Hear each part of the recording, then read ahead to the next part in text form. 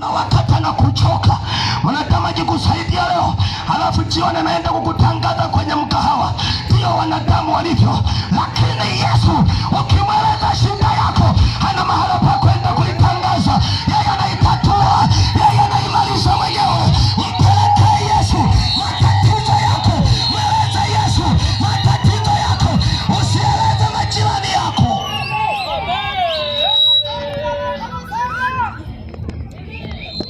Nyingine jirani ndo anayekutongozea mke wako.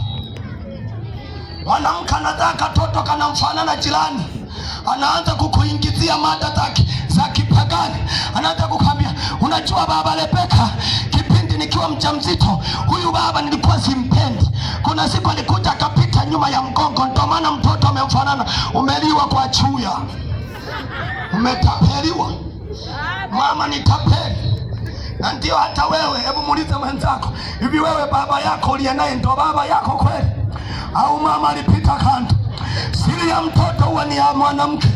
Sisi wanaume saa nyingine tunalimpikizia kwa tu, anafanana na mjomba mdogo Matayo wa Singida, kumbe hata kunako mjomba. Hiyo ni siri ya mwanamke, hiyo ni aibu ya mwanamke, hiyo ni jeraha la mwanamke. Nikushauri mtu wa Mungu, nikushauri mtu wa Bulike, unasubiri nini? Yule mtu akateseka, alipoanza kuomba msaada hakupata msaada. Na mimi nataka nikwambie, juu ya jeraha ulionayo, juu ya shida ulionayo, mwenye uwezo wa kuiondoa, mwenye uwezo wa kutoa ni kumwamini Yesu Kristo, ili hayo yote yaondoke. Ni kumrudia Yesu Kristo. Huyo ndiye aliye na huruma na wewe, huyo ndiye aliye na huruma na wewe. Anajua thamani ya mwanadamu, anajua thamani ya mtu. Mwanadamu hajui thamani ya mwanadamu mwenzake, lakini Mungu ana huruma na wewe.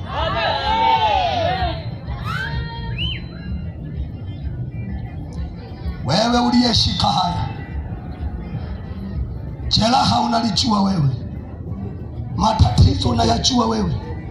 Shetani amekutia jeraha, mguu wako una jeraha, na ndio maana kuna magonjwa mengine unauma hospitali, wakipima hayaonekani.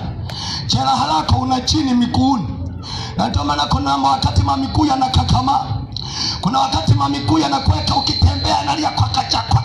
Unasingizia tu ulikuwa unakula sana nyama ya mbuzi. Sikiliza, Biblia inasema vyote alivyoviumba Mungu vyote vimebarikiwa. Kama ni mbuzi, kula sana, hakuna shida ya magoti. Huyo ni ibilisi amekutia jeraha. Sisi tunatandika mbuzi na tunaendelea kusurvive vizuri. Hilo ni jeraha ulilonalo. Jeraha lako ni kifua. Nikikutazama naliona chini makata limekaa kifuani, na ndio maana kifua kinakukamata wakati wowote. Alafu natafuta dawa na Panado halitoki. Chini huwa halitolewi kwa Panado, wala chini halipimwi kwenye microscope likaonekana. Mwenye uwezo wa kulitoa chini, kuliona lilipo, ndiye huyu ninayemhubiri. Unajua Yesu huwa anafanyaje? Yesu huwa na sindano, hahangaiki kupima, maana yeye analiona lilipo.